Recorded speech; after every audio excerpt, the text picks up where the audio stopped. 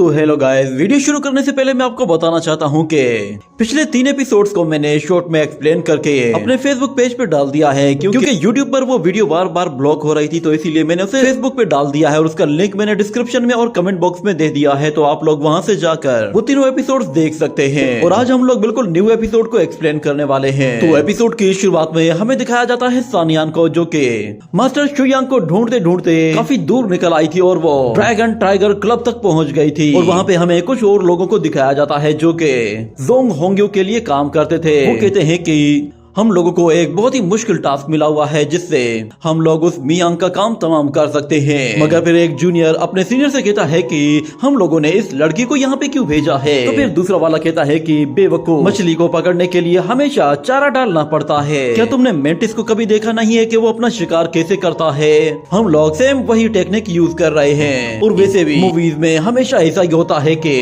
Main hero हमेशा आखिर में आता है और वो आकर सबकी जान बचाता है। हम लोग भी अब बिल्कुल आखिर में ही जाएंगे और पूरा खेल खत्म कर देंगे। और वो अपने सीनियर से कहते हैं कि सीनियर, क्या मैं ठीक कह रहा हूँ ना? तो उनका सीनियर भी कहता है कि हाँ, हम लोग बिल्कुल ऐसा ही करने वाले हैं। हमें उस लड़की को हर हाल में मारना है। अगर हम लोग उसे मारने में नाकाम हो जाते हैं तो भी हमारे लिए कम से कम उसकी सारी डिटेल्स कलेक्ट करना ही काफी होगा। एक मर्तबा हम लोग ये कंफर्म कर ले कि वो मियांग यहाँ पर मौजूद है, उसके बाद हम लोग उसका काम वैसे ही तमाम कर देंगे। ये सुनकर वो दोनों जूनियर्स कहते हैं कि बॉस, सच में आप तो लाजवाब हो, आपकी प्लानिंग से अच्छी प्लानिंग तो कोई भी नहीं कर सकता। मगर इस तरफ हमें दिखाया जाता है सानियान उन लोगों की बातें सुन लेती है। मगर जब वो वहाँ पे लगे हुए नोटिस बोर्ड की तरफ देखती है तो वहाँ पे उसे शुयांग का नाम दिखाई देता है, जिस पर वो काफी सरप्राइज होती है। और वहाँ पे खड़े हुए कुछ लोग आपस में बातें कर रहे होते हैं कि शुयांग तो मियांग से भी ज्यादा स्मार्ट है, पता नहीं वो इस वक्त जिंदा है भी या नहीं, क्योंकि इस वक्त तो पूरा का पूरा कॉन्टिनेंट ही उसे ढूंढ रहा है। मगर फिर दूसरा वाला कहता है कि हाँ, इन लोगों को वैसे भी मार जाना चाहिए, इन लोगों ने ना जाने कितने ही लोगों का कत्ल किया है। और फिर एक बंदा कहता है कि मैंने ये भी सुना है कि एंसेस्टर शुयांग ने मियांग को एक एग्रीमेंट के जरिए परचेज कर लिया है, अब वो 1 साल तक उसके लिए काम करेगी। पता नहीं ये बात सच है भी या नहीं। तो फिर हमें दिखाया जाता है वहाँ पर वही छोटा लड़का खड़ा हुआ होता है जो कि उन लोगों की बातें सुनने के बाद उनसे कहता है कि मैं तुम्हें बताता हूँ, ये बात बिल्कुल सच है, एंसेस्टर ने उसे खरीद लिया है। मगर मैं तुम लोगों को एक बात बता दूं कि सिस्टर मियांग वो एंसेस्टर की दी हुई कोई भी चीज सेल नहीं कर सकती। ये बातें सुनने के बाद सानियान कहती है कि ये तो काफी इंटरेस्टिंग बात है। मगर हमें दिखाया जाता है कि सब लोग वहाँ से चले जाते हैं, मगर सानियान वहीं पे खड़ी रहती है। तो वहाँ पर मियांग भी आ जाती है और वो कहती है कि लगता है कि सिस्टर को शायद मुझसे कोई काम है। तो फिर सानियान कहती है कि मैंने सुना है कि एंसेस्टर ने तुम्हें अच्छी खासी रकम देकर खरीद लिया है। तो फिर वो लड़की जानबूझकर नाटक करने लगती है कि एंसेस्टर? कौन सा एंसेस्टर? मैं किसी एंसेस्टर को नहीं जानती। और वैसे भी तुम्हारा ये आउटफिट देखकर तो मुझे ऐसा लग रहा है कि जैसे तुम इस टेरिटरी की हो ही नहीं। पता नहीं तुम कहां से आई हो और तुम्हें यहाँ पे क्या चीज लेनी है। मैं तुम्हें बता दूं कि तुम्हें यहाँ पे ऐसा कुछ भी नहीं मिलने वाला जो तुम्हें चाहिए। मगर फिर सानियान उससे कहती है कि अरे सिस्टर, लगता है कि शायद तुम्हें कोई गलत फहमी हुई है। मैं यहाँ पे कुछ भी खरीदने के लिए नहीं आई, बल्कि मैं तो यहाँ पर सिर्फ और सिर्फ तुम्हें मारने के लिए आई हूँ। ये सुनकर वो लड़की हंसना शुरू कर देती है और कहती है कि जोंग्यो, वो इतना कमीना निकलेगा मैंने सोचा भी नहीं था। उसे लगता है कि वो मुझे मरवा सकता है। मगर मैं तुम्हें एक बात अच्छे से याद दिला देना चाहती हूँ, इस इमोर्टल रियलम में मेरी श्वांटियान लीग सबसे बेस्ट है और सबसे ज्यादा पावरफुल लीग है। मुझे मारने का मतलब है श्वांटियान लीग को खत्म करना। इसलिए एक मर्तबा सोच लो तुम किससे पंगा ले रही हो। मुझे मारने के लिए तुम्हें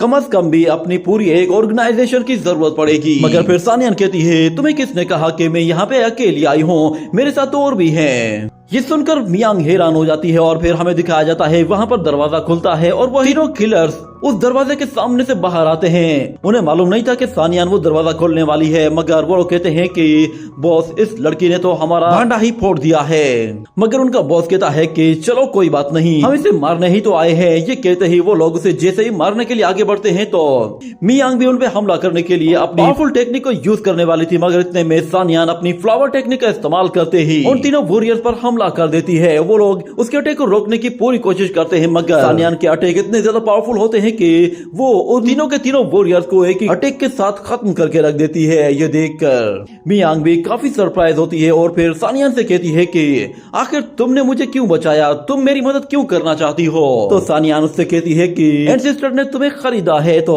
मेरे एंसेस्टर की खरीदी हुई चीज को कोई भी नुकसान नहीं पहुंचा सकता, तुम्हारी प्रोटेक्शन करना तो बनता ही है। ये कहने के बाद वो जैसे ही वहां से जाने लगती है तो मियांग कहती है कि जरा एक मिनट रुको, तुमने कहा कि तुम्हारा एंसेस्टर। तो सानियान उसे कोई भी जवाब दिए बगैर वहां से चली जाती है। अगले सीन में हमें दिखाया जाता है कि जोंग्यू इस बात पर बहुत ज्यादा गुस्सा होता है कि उसके तीनों के तीनों असैसिनेटर्स मारे गए थे। वो कहता है कि आखिर हमारे लेफ्टिनेंट 3 सेट के डिसाइपल टॉप लेवल के असैसिनेटर्स थे, इन्हें कैसे मारा जा सकता है। लगता है कि शायद उन्हें किसी ऑर्गेनाइजेशन ने मारा है, वो किसी इंडिविजुअल के हाथों नहीं मारे जा सकते। तो फिर दूसरा मास्टर भी कहता है कि हाँ, मुझे ऐसा लगता है कि शायद वो लोग अपनी स्ट्रेंथ को छुपा रहे थे, हम लोगों को उनकी रियल स्ट्रेंथ के बारे में नहीं मालूम। पर अगर वाकई में ये लोग एक बहुत बड़ी ऑर्गेनाइजेशन है तो फिर हमें भी इनसे नहीं डरना चाहिए। हमें पूरे के पूरे इमोर्टल रियलम को इकट्ठा कर लेना चाहिए ताकि हम सब लोग एक साथ मिलकर इनका मुकाबला करें। मगर फिर दूसरा मास्टर कहता है कि नहीं,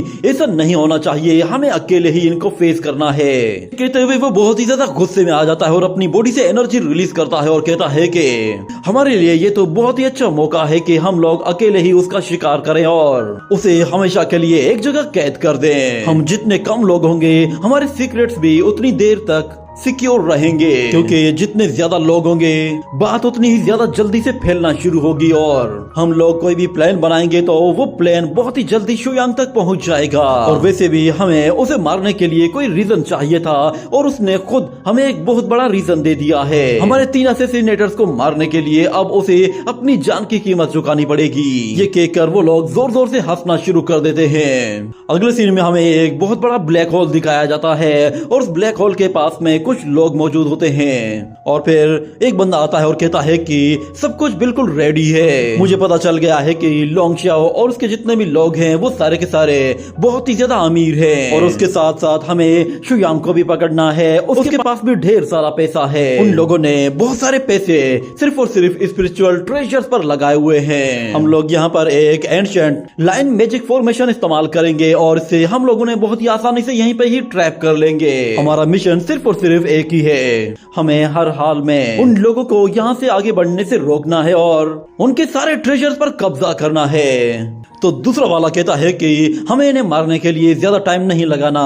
जैसे ही वो लोग यहाँ पर पहुंचे हम लोगों ने किसी के आने से पहले ही उनका सफाया कर देना है ताकि इसके बारे में ज्यादा से ज्यादा लोगों को पता भी ना चले और हमारा फायदा भी हो जाए। इतने में उन्हें फील होता है कि वहाँ पर एक स्टारशिप आ रही है और हमें दिखाया जाता है वो स्टारशिप असल में शुयांग की ही होती है। वो लोग उस शिप को देखकर कहते हैं कि पता नहीं किसकी इतनी बुरी किस्मत है जो इस डायरेक्शन पर आ रहा है। हमें दिखाया जाता है वो स्टारशिप सीधा उसी ब्लैक होल की तरफ ही जा रही थी और जैसे ही वो लोग उसके करीब पहुंचते हैं तो शू लियू कहती है कि हम लोग एक स्पेस रिफ्ट के बिल्कुल करीब पहुंच गए हैं, जहाँ से हम लोग शॉर्टकट के जरिए बहुत ही आसानी से आगे जा सकते हैं। मगर अचानक से एक एनर्जी अटैक आकर उनकी स्पेसशिप को हिट करता है तो उस स्पेसशिप के आगे मौजूद शील्ड उसे आसानी से रोक लेती है और वहाँ पे मौजूद एक बंदा फिर उन लोगों से कहता है कि मैं जानता हूँ कि तुम सब लोग एविल हो और तुम सब उस डीमन शुयांग के साथ मिले हुए हो। तुम लोगों ने हमारे 9 इमोर्टल रियलम की पूरी स्टेबिलिटी को ही खराब करके रख दिया है। हमें ऑर्डर मिला है कि हमें जिस पर भी शक हो हम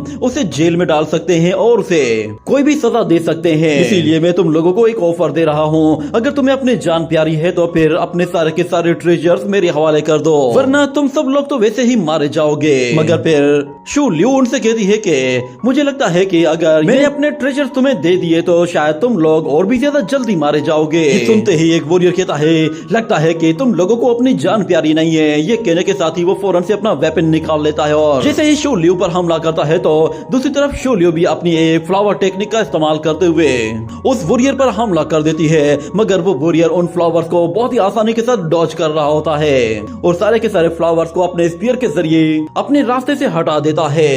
ये देखने के बाद फिर एक और वॉरियर आता है और वो कहता है अच्छा तो तुम लोग अभी भी रेजिस्ट करना चाहते हो। ये कहने के बाद वो वहाँ पर एक बहुत ही बड़ी फॉर्मेशन एक्टिवेट कर देता है, मगर उसके अटैक को रोकने के लिए फिर शू लियू वहाँ पर एक बहुत ही बड़ी शील्ड बना लेती है। मगर उस वॉरियर के अटैक बहुत ही ज्यादा खतरनाक होते हैं, जिन्हें शू लियू को रोकने में दिक्कत का सामना करना पड़ रहा था। जिसके बाद देखते ही देखते वो लोग फिर वहाँ पर एक एंशिएंट लाइन फॉर्मेशन एक्टिवेट कर देते हैं, जो कि स्पेसशिप के बिल्कुल नीचे एक्टिवेट होती है। और हमें दिखाया जाता है कि वहाँ से निकलने वाले थ्रेड मोटी मोटी रस्सियों की तरह वहाँ पे जाकर शिप को पकड़ लेते हैं, जिससे शुयांग की शिप अब कहीं भी नहीं जा सकती।